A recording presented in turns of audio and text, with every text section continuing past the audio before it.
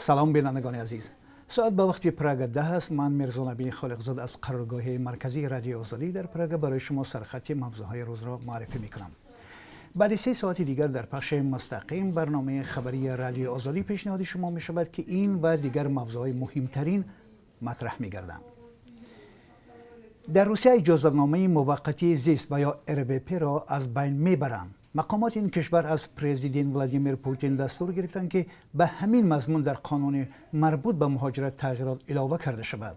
من بعد به خواهشمندان اقامت در روسیه یک باره حق زندگی دائمی داده خواهد شد.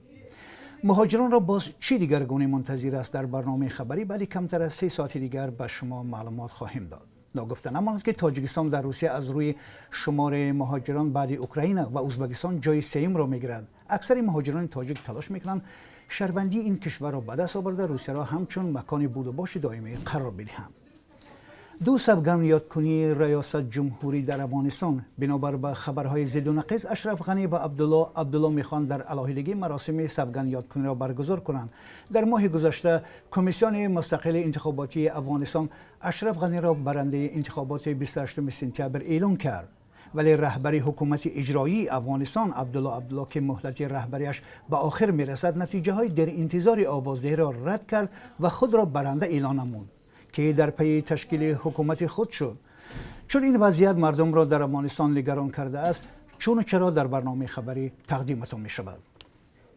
بلاگر تاجیک تا یک ماه دیگر در بازداشت می ماند.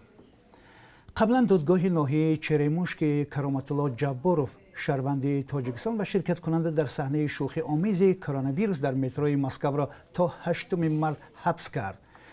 به این بلاگر تا 7 سال زندان تهدید میکنند، هرچند خود او اتهام در نسبتش یعنی افواش را رد میکند. کمیسریت حربی ولایت مسکو اداره وابسته به وزارت مدافع روسیه از کرامت شریپوف رئیس جنبش مهاجران کاری تاجیک طلب کرده است که بیش از 500,000 روبل نفقه در 2 سال اخیر گرفته‌اش را برگرداند.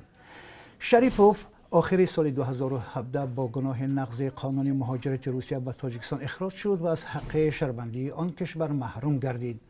تفصیلات را کمی دیرتر منتظر باشید. و همچنین یک گزارش خواهیم داشت درباره یک ساکن ناحیه واسه که 3 قرن زندگی دارد. بینندگان ارجمند، این است فشرده موضوعهای برنامه امروز. تا کمتر از 3 ساعت دیگر ما را در پخش زنده در صفحه آزادی ویدیو در یوتیوب و صفحه رادیو آزادی در فیسبوک و ادنا کلاسیک همراهی کنید. خدا نگهدار شما.